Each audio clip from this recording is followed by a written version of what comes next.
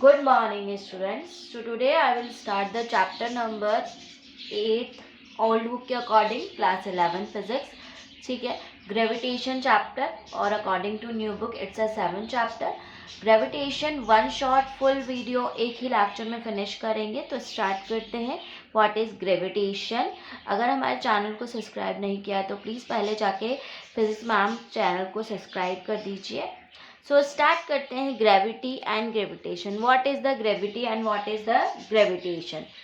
Gravity is what कि कोई force apply हो रहा है between the earth and any body. किसी भी बॉडी और अर्थ के बीच में जो फोर्स अप्लाई हो रहा है उसको हम बोलते हैं ग्रेविटी. ग्रेविटेशन क्या होता है? कोई भी दो बॉडीज के बीच में जो फोर्स अप्लाई हो रहा है उसको हम बोलते हैं ग्रेविटेशन. नाउ नेक्स्ट आते हैं हम.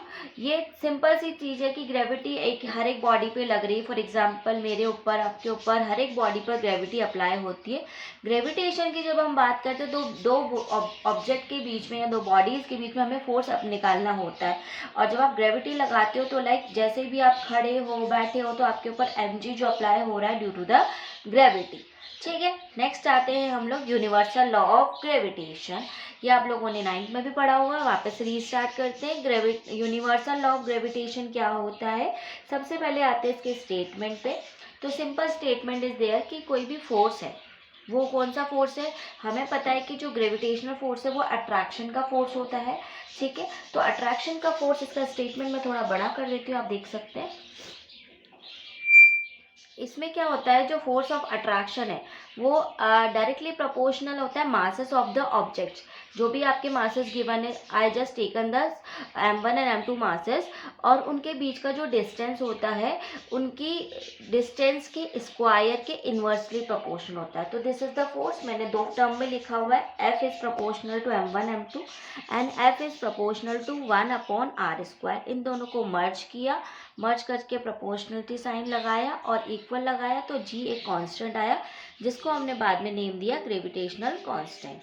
Now next is dimension. Dimension of g क्या है? m-1 l3 t-2. फोर्स की डायमेंशन हमें पता है ml t-2, m1 m2 की डायमेंशन m2 और r की l2. सो नाउ इसके बाद हमारे पास आता है प्रॉपर्टीज ऑफ ग्रेविटेशनल फोर्सेस. अब हमारे पास जो हमने यूनिवर्सल लॉ ऑफ ग्रेविटेशन यानी कि जो फोर्स के बारे में पढ़ा, तो वो फोर्स की प्रॉपर्टीज क्या क्या होती है. वो प्रॉपर्टीज क्या क्या होती है? फर्स्ट इज, ये एक तरीके से कोई भी अदर बॉडी अगर वो प्रेजेंस है आसपास कहीं पर भी है तो उस पर डिपेंडेंसी नहीं है, उस पर ये इंडिपेंडेंट होता है. उससे इसको फर्क नहीं पड़ता कि कोई भी अदर बॉडी अगर रखी है तो सिर्फ ये फोर्स जहाँ पर लग रहा है दो बॉडीज़ के बीच में उसमें लगेगा. सेकेंड इज, ये आपके पास में सुपर पोजिशन प्रिंसिपल को ऑबे करता है. इसमें मेरा प्रिंसिपल का स्पेलिंग मिस्टेक हो गया. नेक्स्ट इज, ये कंजर्व क्वांटिटी होती है. एक तरीके से फोर्स जो है ये कंजर्व रहता है और ये सेंटर से लगता है तो उसको सेंटर फोर्स बोला गया, सेंटर फोर्स होता है. फोर्थ इज, ये एनएलएम के थर्ड लॉ को फॉलो करता है, न्यूटन्स थर्ड लॉ को फॉलो करता है. और फिफ्थ इज, ये किसी भी मीडियम पर डिपेंड नहीं करता, ये इंडिपेंडेंट होता है. सो नेक्स्ट हम कंप्लीट करेंगे. हमारे पास acceleration due to gravity and superposition principle, shell theorem. Okay, so now next is principle of superposition of gravitation force. ऐसे principle superposition of gravitational force आप नेक्स्ट ईयर 12th में पढ़ोगे electrostatics के अंदर. तो इसमें बेटा हमारे पास क्या है कि टोटल जो फोर्सेस होता है सिस्टम का वो है इंडिविजुअली फोर्स जो अप्लाई हो रहा है डिफरेंट बॉडीज पर, उनके वेक्टर सम के इक्वल है. सो आई कैन से दैट कि अगर मेरे पास में दो फोर्सेस है m1 m2, तो m1 और m2 के बीच में जो फोर्स लग रहा है like I right the F12, और m1 और m3 के बीच में जो फोर्स लग रहा है F13, और m1 और m4 के बीच में जो फोर्स लग रहा है F14. तो इस टाइप से डिफरेंट डिफरेंट फोर्सेस लग रहे हैं. तो टोटल फोर्स मैंने ले लिया F1. ऐसे ही मैंने ऊपर लिया total force F equals to F1 plus F2 plus F3 plus dot dot dot F है. ठीक है, तो F फैक्टर किसके इक्वल है? Summation of I equals to 1 से n तक Fi के. ठीक है, अब इसको फोर्स में मैंने फॉर्मूला लिख दिया. फॉर्मूले में मैंने जैसे अगर 1 और 2 है तो माइनस जी m1 m2 अपॉन r12 का स्क्वायर लिख दिया, r12 कैप लिख दिया, डायरेक्शन बता दी. ऐसे ही मैंने F13 के अंदर माइनस जी m1 m3 अपॉन r13 का स्क्वायर, r13 कैप लिख दिया, माइनस जी m1 m4 4/r1, 4 का स्क्वायर r1 कैप लिख दिया, माइनस GM1 कॉमन ले लिया और इसको ब्रैकेट में स्टोर कर दिया एक तरीके से. So this is your formula. Now next topic is shell theorem. Shell theorem क्या एक्सप्लेन करता है कि अगर आपके पास एक होलो स्फीयर है, होलो स्फीयर में हमारे पास जो टोटल मास दे रखा है उस स्फीयर का वो m है, और एक मैंने एक ऑब्जेक्ट ले लिया पॉइंट ऑब्जेक्ट, उसका मास है मेरे पास स्मॉल m. उन दोनों के बीच का डिस्टेंस लेकर के r, मैं r लिखना भूल गई सॉरी, तो वहाँ पर हमारे पास जो फोर्स हो जाएगा F इक्वल्स टू Gmm/r². ठीक है. अगर अब मेरे पास स्मॉल m को मैंने क्या करा, स्फीयर के अंदर ही रख दिया, तो हमने जब पहले डिस्टेंस लिया था कैपिटल M स्फीयर से, तो वो सेंटर से r डिस्टेंस लिया था, लेकिन now m is the inside of the hollow sphere. तो अब अगर स्फीयर के अंदर का जो है वो कोई मास होगा ही नहीं, तो फोर्स किस बात पे लगेगा, तो there will be no force. Next है सॉलिड स्फीयर. सॉलिड स्फीयर में अंदर कुछ ना कुछ मासेस होता है. मैंने एक मास कैपिटल M लिया, एक पॉइंट ऑब्जेक्ट सेम वैसा r डिस्टेंस पे लिया, तो फोर्स वही आ गया Gmm/r². अगर अब मैं मास को अंदर लेकर जाती हूँ तो क्या करेगा, ये शेल क्रिएट कर देगा. लाइक इसका इफेक्ट पूरे सेंटर पे नहीं लगेगा, सिर्फ आउटर बाउंड्री तक रह करके उसके बाद छोड़ देगा. आउटर बाउंड्री पे एक शेल क्रिएट हो जाएगी, उसके अंदर एक न्यू मास एंटर होगा जिसको हमने बोला m', यानी कि जो बचा हुआ मास है, कहने का मतलब m में से जो मास पाए, तो उसका डिस्टेंस हमने ले लिया सेंटर से r' शेल बनाते हुए, और एक m' जो m का जो डिस्टेंस है उसका बाहर से ले लिया r. तो इस पर डिपेंडेंसी किस पे बताएगा, ये वॉल्यूम और डेंसिटी पे. तो वॉल्यूम हो गया 4/3r'³ और डेंसिटी हो गया रो. तो इस हिसाब से टोटल फोर्स का फॉर्मूला किस पे, अगर सेंटर से लेके चलते हैं तो Fg/mm'/r². Now next is acceleration due to gravity. तो इसके बाद हम स्टार्ट करेंगे, एक क्वेश्चन करेंगे बेटा. एक क्वेश्चन है which I am reading. 3 equal masses m kg are fixed at the vertices of the equilateral triangle in ABC as shown in the figure. This is the figure. You can see that I'm just zooming out this figure. I think it's visible to all of you. And you have to find out the first force acting on the mass 2m, which is placed on the centroid of the triangle ABC. And second, if the force will do the A at the point of A is double, so what will be the force? You have to find out. Now take it the AG, BG and CG. G is the centroid point, A, B, C are the vertices of the triangle, and these are the AG, BG and CG are equal and 1 meter, and the masses are also equal, and this is a equilateral triangle I can say. Okay, so we have to find out the first force find out करना है हमको. So force find out करने के लिए मैंने 3 forces find out करेंगे. M यानी कि जी पर जो मास पुट किया गया है उस मास पर हमने 2m मास रखा है. उस 2m मास पर हमारे पास में फोर्स निकालना है. फर्स्ट AG की वजह से, सेकंड BG की वजह से एंड थर्ड CG की वजह से. तो AG की वजह से क्या होगा, फोर्स Gm1m2/r², लाइक Gmm2m/AG का square, AG cap because vector quantity है. AG कैप का डायरेक्शन हम देखेंगे which is it's like AG cap opposite direction ऊपर जा रहा है. आप डायग्राम में देख सकते हो, मैंने थोड़ा सा स्मॉल बना दिया. ठीक है, AG कैप का direction is like G cap. Second is that कि FG1 BG कैप, BG वाला जो हम देखेंगे BG बेटा, BG पर जो फोर्स लगेगा आई थिंक आप देख सकते हैं वो हो जाएगा Gm2m/BG², BG cap. BG cap का डायरेक्शन यानी कि डायरेक्शन यूनिट वेक्टर देखेंगे तो आप देख सकते हो इसमें मैंने 30 डिग्री एंगल बनाया हुआ है. लाइक टोटल इक्विलेटरल ट्राइंगल है तो 60 डिग्री B पर बनेगा, हाफ 30 हो जाएगा, ऑल्टरनेटिंग से 30 डिग्री हो जाएगा. तो दिस विल एक्स डायरेक्शन में cos 30, वाई डायरेक्शन में sin 30 कॉम्पोनेंट ले लिया. और अगर ये लेफ्ट साइड जा रहा है तो ऑब्वियसली -i कैप आ जाएगा और -j कैप आ जाएगा. ठीक है, नीचे जा रहा है. ऐसे ही थर्ड हमने लिया, थर्ड में हमने CG लिया है.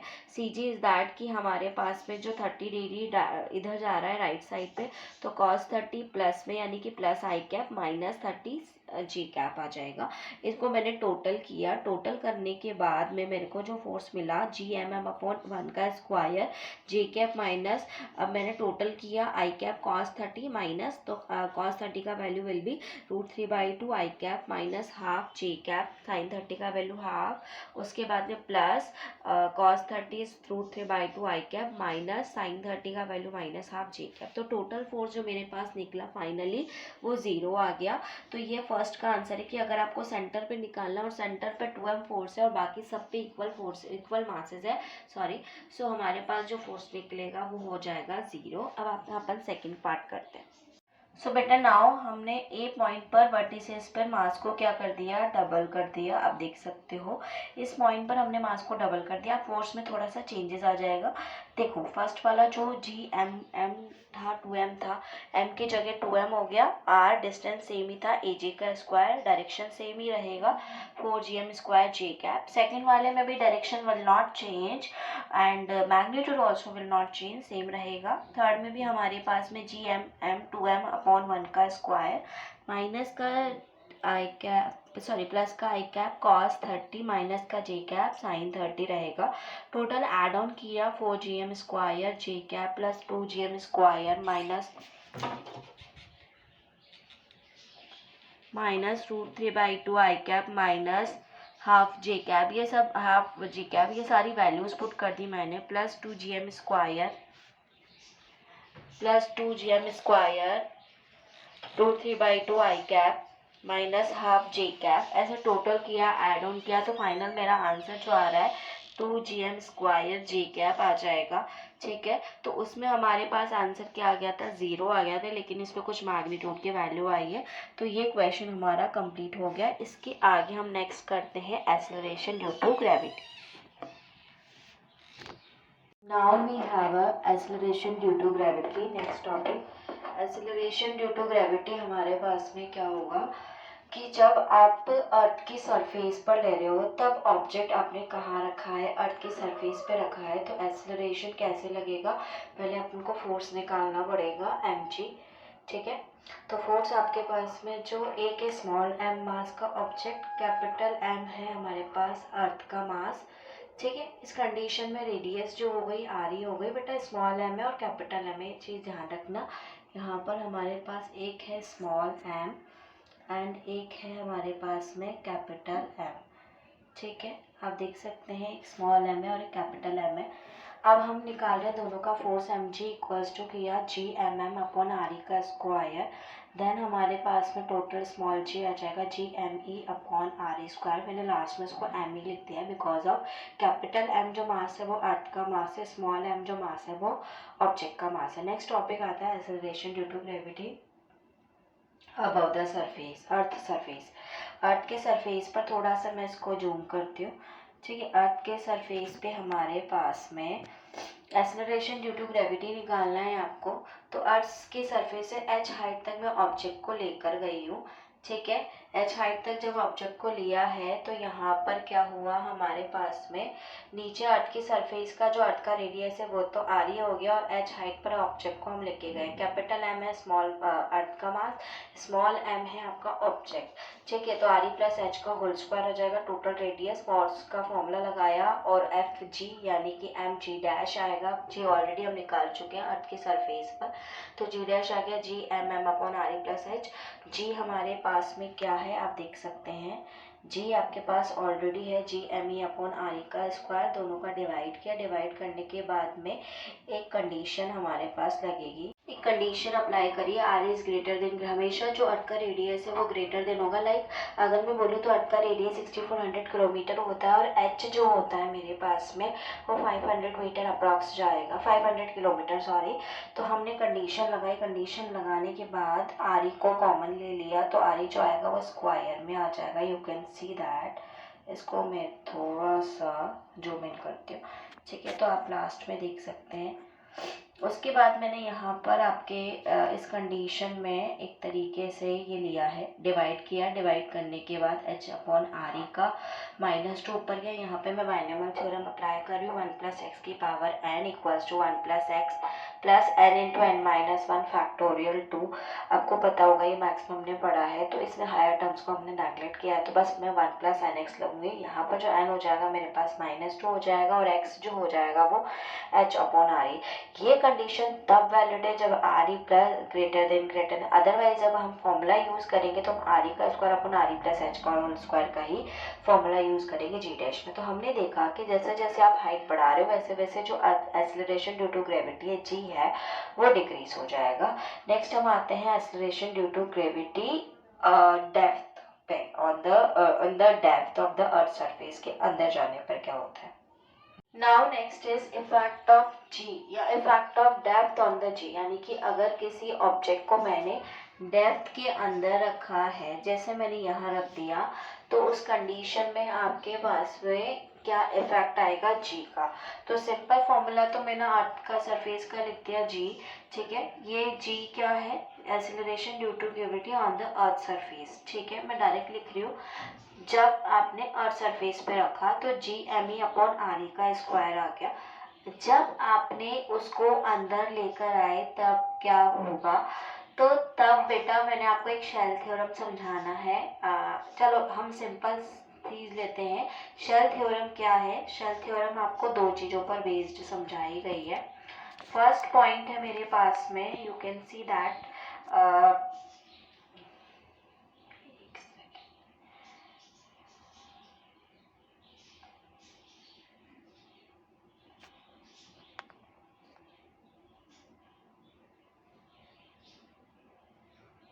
फर्स्ट पॉइंट है होलोस्फेयर और सेकंड पॉइंट है सॉलिड स्फीयर, ठीक है। होलोस्फेयर क्या होगा, होलोस्फेयर में मैंने जो टोटल मास है अर्थ सरफेस लिया है और एक ऑब्जेक्ट लिया है स्मॉल एम, दोनों आर डिस्टेंस पर है, तो टोटल फोर्स लग जाएगा G M M upon are square. ये तो सिंपल क्लियर चीज है। लेकिन जब आप इस मास को आप अंदर ले गए, ठीक है, जब आप इस मास को अंदर ले गए तो ये जो ऑब्जेक्ट हमने बाहर रखा था, अब वो एक तरीके से अर्थ के सरफेस, अर्थ का ही एक तरीके से ऑब्जेक्ट हो गया, उसी की तरह काम करेगा। तो कोई डिस्टेंस पे कोई फोर्स तो उस पर लगेगा नहीं अंदर जाने के बाद, तो टोटल फोर्स जो हो जाएगा वो एक तरीके से जीरो, बिकॉज अब अंदर जाने के बाद वो एक तरीके से अर्थ के अंदर आ गया, तो अब वो अलग से फोर्स नहीं होगा, अर्थ का पार्ट बन गया एक तरीके से। नाउ नेक्स्ट है सॉलिड स्फीयर। सॉलिड स्फीयर में मैंने आपको देखो समझाया है एक point, you can see that कि जब सॉलिड स्फीयर है तो capital M mass small m mass के बीच में जो फोर्स लगने वाला है वो G M M upon are square. Next is, अगर इस स्मॉल एम मास को मैंने अंदर ले लिया, आपने देखा ये छोटा सा एक और डायग्राम बनाया है मैंने, इसमें क्या हुआ है कि जैसे ही वो अंदर जाएगा, ऑब्जेक्ट को जैसे मैं अंदर लेके गई तो it create some shell. It create some shell का मतलब क्या, कि उसने जहाँ से सेंटर से वो ले रहा है रेडियस, ठीक है, वहां से वो एक एरिया या फिर शेल क्रिएट कर देगा। बाकी ऑब्जेक्ट जो बाकी जो वाला पार्ट है वो फोर्स नहीं लगाएगा एम पर। कहने का मतलब क्या है कि जो अंदर वाला शेल है जो डॉट डॉट से बनाया गया है सिर्फ वही फोर्स लगाएगा, बाकी जो बचा हुआ पार्ट है जो लाइनिंग वाला पार्ट है वो उस पर फोर्स नहीं लगाएगा ग्रेविटेशन। तो इसीलिए हम क्या लेंगे, उसको डेंसिटी की फॉर्म में लेंगे। एम डैश जो हमने लिखा है डेंसिटी इंटू वॉल्यूम में लिख दिया। इस कंडीशन में हमारे पास rho into 4/3 pi r dash cube आ गया, क्योंकि आर डैश मैंने उसका अलग से रेडियस लिया है और पूरे का आर ले लेंगे। तो ये होता है शेल थ्योरम। अब आते हैं हमारे टॉपिक पे वापस से। देखो हमने यहाँ तक लिखा कि अगर आप डेप्थ पे जाओगे तो जी एम डैश। अभी जैसे सिंपल चीज मैंने बताई कि जब आप अंदर लेके जा रहे हो तो उसका जो मास होगा वो एम डैश हो जाएगा, यू कैन सी दैट, और जो डिस्टेंस होगा वो आर ई माइनस डी हो जाएगा, तो total R E minus D का होल स्क्वायर हो गया। अब उसके बाद में हम इसमें भी वही निकालेंगे। अर्थ का मास के अकॉर्डिंग अगर डेंसिटी निकाली तो rho into 4/3 pi r cube, R ई का क्यूब आ जाएगा। अगर एम डैश के अकॉर्डिंग निकाली तो आर ई माइनस डी का होल क्यूब आ सकता है। आप ये यहाँ तक देखते हैं। अब मैंने क्या करा है, इन दोनों का वैल्यू इक्वेशन नंबर 1 और 2 में पुट कर देंगे हम लोग, और आप देख सकते हो फाइनली ये जो लास्ट वाला है आप देख सकते हैं हमारे पास में लास्ट में मैंने वैल्यू पुट किया, पुट करने के बाद में हमारे पास में जी डैश आ गया 4 रो जी आर ई माइनस जी अपॉन 3 कैंसिल आउट करके, और ये मेरे पास में क्यूब किया, क्यूब का स्क्वायर कट करके आ गया, और उसमें भी जी में मैंने आर ई क्यूब को आर ई स्क्वायर से कट किया और आंसर आया। फिर दोनों को डिवाइड किया, जी डैश और जी को डिवाइड किया, तो मेरे पास फाइनल आंसर आता है आर ई माइनस डी। आप देख सकते हो आर ई माइनस डी मेरे पास फाइनल आंसर है। अब इसके बाद में हमारा सिंपल ये आर ई से आर ई डिवाइड किया, 1 minus D Y upon R E हमारे पास में एक तरीके से एसिलरेशन जो आया डेप्थ पे आया। तो हम ये भी देखते हैं कि जब आप हाइट पर ले जा रहे हो तो भी आपका एसिलरेशन डिक्रीज हो रहा था जी, और जब आप डेप्थ पे लेकर आ रहे हो तो भी एसिलरेशन डिक्रीज हो रहा है। अब थर्ड पॉइंट जाते हैं कि क्या लैटिट्यूड पे भी एसिलरेशन डिक्रीज होता है। Let's see.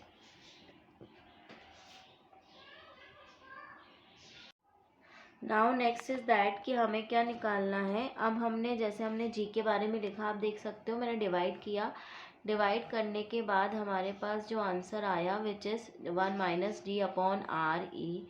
ठीक है, आप देख सकते हो। तो ये इसके बाद में इफेक्ट ऑफ लैटिट्यूड का इफेक्ट क्या होगा। पहली बात तो लैटिट्यूड क्या होता है उसके बारे में एक्सप्लेन कर सकते हैं। जैसे मैंने ये डायग्राम बनाया है, इस डायग्राम को थोड़ा सा मैं बिग कर देती हूँ आपके लिए। देखो ये डायग्राम में आप देख सकते हैं, इसमें एक अर्थ का अर्थ बनाई है मैंने। अर्थ में जो देखो दो चीज़ें होती है, एक होता है पोल्स, एक होता है इक्वेटर। ठीक है, इक्वेटर में क्या है, पोल्स क्या है, पोल्स जो हमारे पास परपेंडिकुलर नॉर्थ पोल और साउथ पोल, और जो हमारे पास इक्वेटर होता है, इक्वेटर यानी कि एक इमेजिनरी लाइन जो कि आपके अर्थ को एक तरीके से 2 पार्ट्स में डिवाइड कर रही है। अगर मैंने प्लेन बनाया तो प्लेन के लिए मैंने क्या कर लिया, एक तरीके से उसका प्लेनर शेप ले लिया।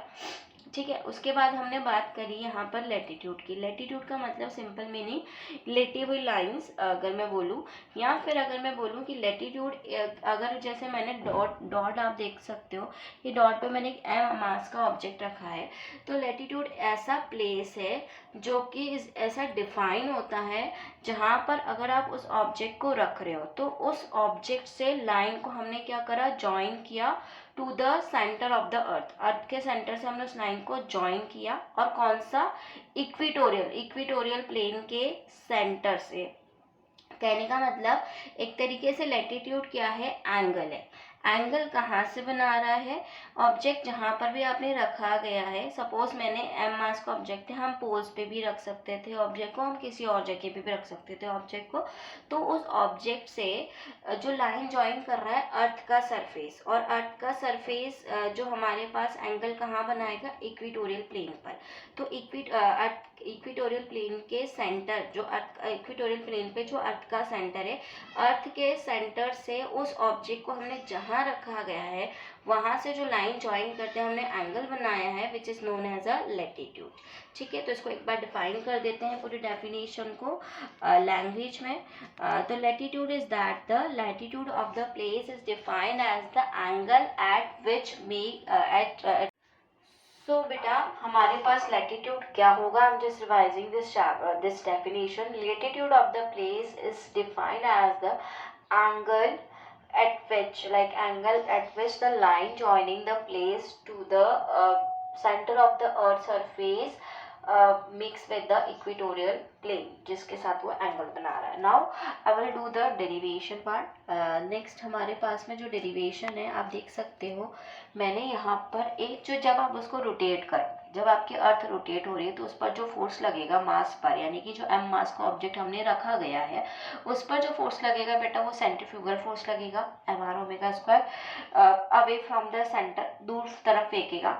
और जो एंगल मैंने आपको बताया लैटिट्यूड वो हमने मिल लिया है लैम्डा। इस ऑब्जेक्ट का जो एम जी लगेगा, दूसरी बात इसके कंपोनेंट होंगे लैम्डा के साथ ऑल्टरनेट एंगल लगेगा, एक तो लैम्डा और एक हमारा एक तरीके से पैरेलल लाइंस पे जो एंगल लग गया लैम्डा। ठीक है, तो एक कंपोनेंट मेरे पास बन गया M R omega square cos lambda, एक कंपोनेंट बन गया M R square sine omega square sine lambda. अब हम देखते हैं टोटल जो वेट होगा मेरे पास में अपेरेंट वेट वो हो जाएगा एम जी और minus M R square M R omega square cos lambda, जो कि उसके अपोज में जा रहा है, आप देख सकते हो। ठीक है, अब उसके बाद में कॉस लैम्डा का वैल्यू निकाला, ट्राइंगल बनाया मैंने। ट्राइंगल बनाने के बाद में इस ट्राइंगल में एक हाइपोटेनियस होगा, और कॉस लेमडा का वैल्यू हो गया आर अपॉन आर। तो आर का वैल्यू आ जाएगा R capital R cos lambda, R जो है रेडियस लिया अर्थ की, आप देख सकते हो। अब उसके बाद मैंने फाइनली स्मॉल आर का वैल्यू पुट किया, तो r omega square cos square lambda आ गया। अब मैं इसकी दो कंडीशन बताऊंगी, एक तो पोल्स पे और एक इक्वेटर पे। बेटा नेक्स्ट है हमारे पास में कि अब आप केस नंबर 1 ले रहे हैं और case number 2 at the poles. Poles पर क्या होगा, आपके पास में जी पी लिखना था, वो G P G minus R omega square, ये हमारे पास फॉर्मूला है, ठीक है। अपेरेंट वेट हमने अपेरेंट निकाला था, यू कैन सी दैट। उस कंडीशन में जब लैम्डा 90 डिग्री हो जाएगा, जब हम पोल्स पे जाते हैं, ठीक है, तो जी का वैल्यू जो मैक्सिमम जी आएगा एक्सेलरेशन ड्यू टू ग्रेविटी, यानी कि 9.8। अब जब आप केस सेकंड लेते हैं, इक्वेटर पे पॉइंट जाएंगे, तो उस कंडीशन में लैम्डा विल बी 0, तो कॉस स्क्वायर 0 का वैल्यू 1, तो जी माइनस आर ओमेगा स्क्वायर, यानी कि ये मिनिमम वैल्यू होगा। अब दोनों का डिफरेंस निकालेंगे तो G P minus G equals to R omega square.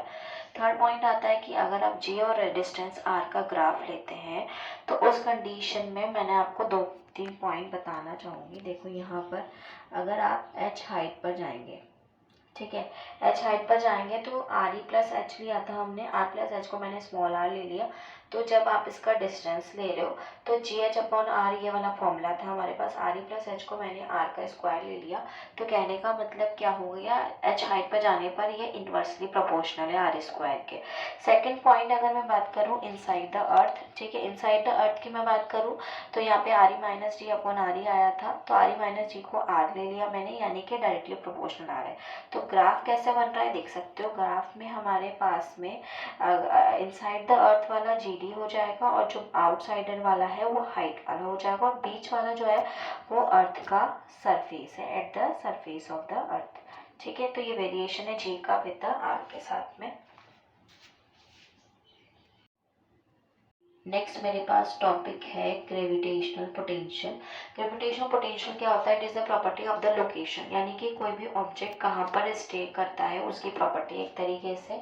इसका डेफिनेशन लिखा है कि एक सिंपल सा वर्क डन है, it is the work done in bringing a unit mass. Object को आप लेकर आ रहे हो from the infinity to the particular observation point without any acceleration, बिना किसी एक्सेलरेशन के आपको उस पॉइंट लाना है।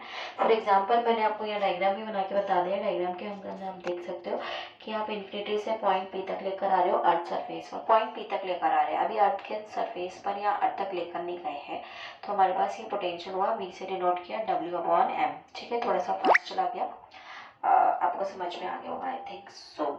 नेक्स्ट आता है पोटेंशियल एनर्जी। सिंपल सा ग्रेविटेशन पोटेंशियल, जैसे हमने इलेक्ट्रिक पोटेंशियल पढ़ा है कि किसी भी चार्ज को आप इन्फिनिटी से पर्टिकुलर पॉइंट तक लेकर आते हो विदाउट एनी एक्सेलरेशन। वहाँ पे इतना एक्सेलरेशन की हम बात नहीं करते, क्योंकि वहाँ पर हम सिंपल चार्ज के फोर्स की बात कर रहे हैं, यहाँ पर हम ग्रेविटी की बात करते हैं, तो ग्रेविटी में एक्सेलरेशन मैटर करता है, तो हमने विदाउट एक्सेलरेशन लिखा है।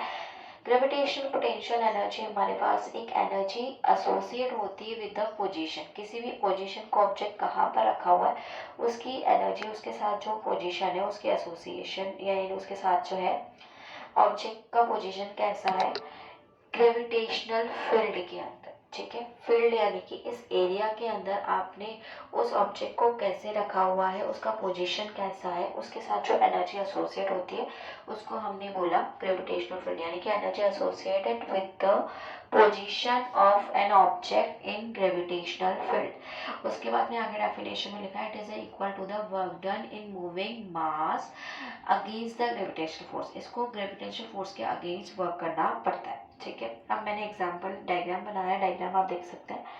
डायग्राम के अंदर मेरे पास में इन्फिनिटी से पर्टिकुलर पॉइंट तक लेकर आए, तो वहाँ पर बिल्कुल फोर्स नहीं था, कोई डिस्टेंस नहीं थी, एक तरीके से मैं बोलूँ इन्फिनिटी तक लेकर, इन्फिनिटी से पर्टिकुलर पॉइंट पहले लेकर आया, पोटेंशियल हुआ। उसके बाद में अब उसको पी पॉइंट तक लेकर आया, मूविंग मास ऑब्जेक्ट को मूव करवाया, तो स्मॉल वर्क डन होगा डी डब्ल्यू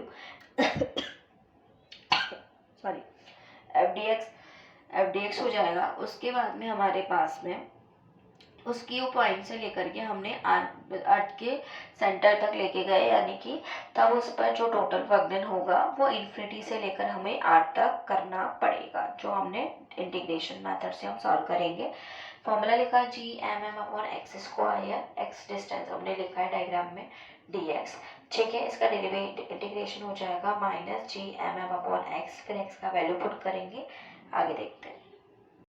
सो नेक्स्ट आता है हमारे पास सैटेलाइट। सैटेलाइट क्या होता है, कोई भी लाइटर बॉडी है वो मूव कर रही है around the heavier body. For example अगर मैं आपको बोलूँ कि लाइटर बॉडी का मतलब क्या, कि अगर मैं बोलूँ कि अर्थ हमारे पास हैवियर बॉडी है और लाइटर बॉडी या कोई भी सैटेलाइट, कोई भी हम जैसे मून है, मून हमारे पास एज अ सैटेलाइट वर्क करता है, एज अ सैटेलाइट है वो, तो वो क्या करता है, अर्थ के अराउंड मूव कर रहा है, तो उसको हम क्या बोलेंगे, सैटेलाइट बोलेंगे। कोई भी लाइटर बॉडी जो अर्थ के अराउंड मूव कर रही है या हैवियर बॉडी के मूव कर रही है, फॉर एग्जाम्पल सन के अराउंड अर्थ मूव कर रही है, तो अर्थ क्या हो गई, सन के लिए एक तरीके से सैटेलाइट।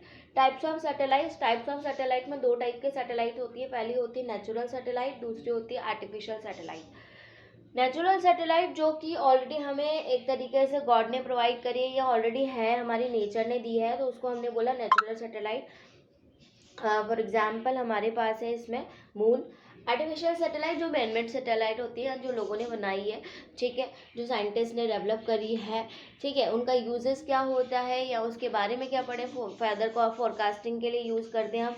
इसमें 3 टाइप की होती है, एक होती है इक्वेटर, एक होती है पोलर और एक होती है जियो स्टेशनरी सैटेलाइट। इक्वेटर वो सैटेलाइट जो कि रिवॉल्व कर रही है अराउंड द इक्वेटर पे, ठीक है। ऐसे सैटेलाइट जो अर्थ के जो इक्वेटर है या इक्वेटर एरिया है, इक्वेटर प्लेन है, उसके अराउंड जो मूव करती है, उसको हमने क्या बोला है, इक्वेटर सैटेलाइट। पोलर सैटेलाइट वो सैटेलाइट जो कि रिवॉल्व कर रही है अराउंड द पोल्स के चारों तरफ जो रिवॉल्व कर रही है, उसको हमने बोला polar satellite. Jio stationery satellite basically meaning is that कि आपके पास में जियो स्टेशनरी सैटेलाइट जो होता है बेटा हमारे पास में, इट्स लाइक दैट कि ये जो जियो स्टेशनरी मतलब वर्ड से समझते हैं, जियो का मतलब होता है अर्थ और स्टेशनरी का मतलब होता है रेस्ट। अगर ऐसे सैटेलाइट जो रेस्ट में है, लेकिन अर्थ तो रिवॉल्व करती है, ठीक है, तो अगर कोई सैटेलाइट अर्थ के चारों तरफ रिवॉल्व कर रही है इन इक्वेटोरियल प्लेन के अंदर, सेम एंगुलर स्पीड और सेम डायरेक्शन के साथ, मैंने ये डेफिनेशन नहीं लिखी, शॉर्ट फॉर्म में लिखा है कि ऐसे सैटेलाइट जो कि रेस्ट में है लेकिन अर्थ मूव कर रही है, तो जब अर्थ मूव कर रही है लेकिन वो जो सैटेलाइट है आपके पास में, वो एंगुलर स्पीड और एंगुलर जो हम दे रहे हैं उसके बाद डायरेक्शन वो सेम रहेगा, मतलब कहने का मतलब रेस्ट। तो वो अर्थ जो है अपनी एक्सेस पर रोटेट करिए, लेकिन वो जो सैटेलाइट है वो सेम एंगुलर स्पीड और सेम डायरेक्शन के साथ में इन द इक्वेटोरियल प्लेन में अर्थ के चारों तरफ रिवॉल्व कर रही है, ठीक है, उसको हमने बोला जियो स्टेशनरी या फिर सिंक्रोनस सैटेलाइट, ठीक है।